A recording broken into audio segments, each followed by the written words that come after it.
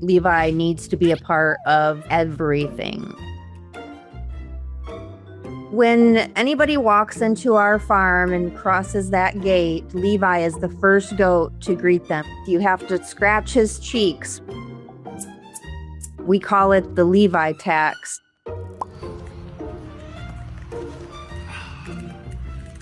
There you go. He tries to undecorate my barn all the time.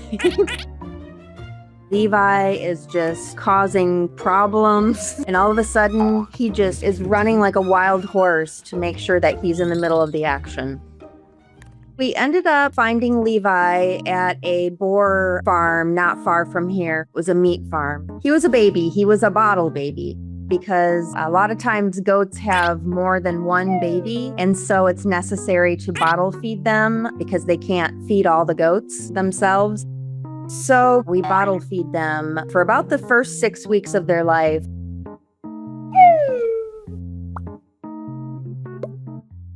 We keep the goats in the house at first, so we set up playpens in our living room because our big goats are out there and we don't want the baby goats to get hurt. And once they start jumping out of the playpen, and then it's time to go outside and be real live goats. All goats are pretty much inquisitive, but boar goats are really something else. They get into everything. They always have to be close to you. They're like your shadow. They kind of act as a unit. It's pretty cute. He's awkward. He's funny at times. Other times he's completely insane, and he's just gangly. He's still trying to figure out his place in the herd and all of that. He's a typical teenager, and they don't grow out of that until 3 or 4. And Levi's 2 littler brothers, they're a different type of goat, so they're very tiny. We always joke that Levi is like a fake twin to his twin brothers. They just all kind of cuddle in, and then Levi would jump up on there, and it would just be a disaster. It's more like having a gang of teenagers in your house, and they probably belong in juvenile home as opposed to out in public. Levi is always trying to be close to people, except when I want him to, like in the goat yoga classes. All the goats are laying down on people's yoga mats, snuggling in, loving them, and Levi is just causing problems and jumping up on things. I think Levi is terrible at goat yoga. Most of the goat yoga classes that we have, Levi and his 2 little brothers get kicked out of the classes. We don't really have our goats jump up on top of people. I know that people like that, but when they get to be big goats, that isn't a good idea. Goats take a really long time to train to be calm, and Levi does not have that skill yet, and so he's getting into trouble.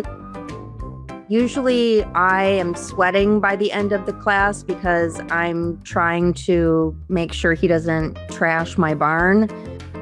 He's getting his head stuck in a fence. He's taking down my barn decorations.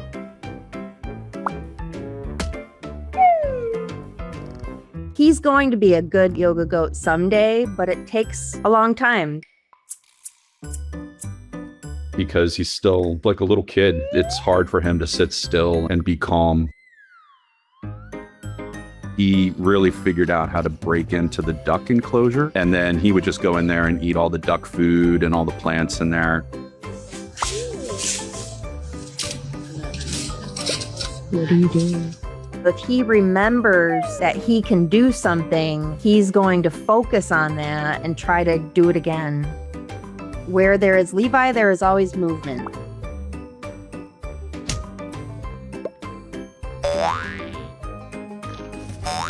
What are you doing? God. What's going on? Goats are very jealous creatures. Especially Levi. It wasn't until he realized that he had a size advantage that those tables turned. When you initially introduce the kids to the herd, they get the crap beat out of them. Like they get headbutted, they get sent flying. It's all about establishing the pecking order.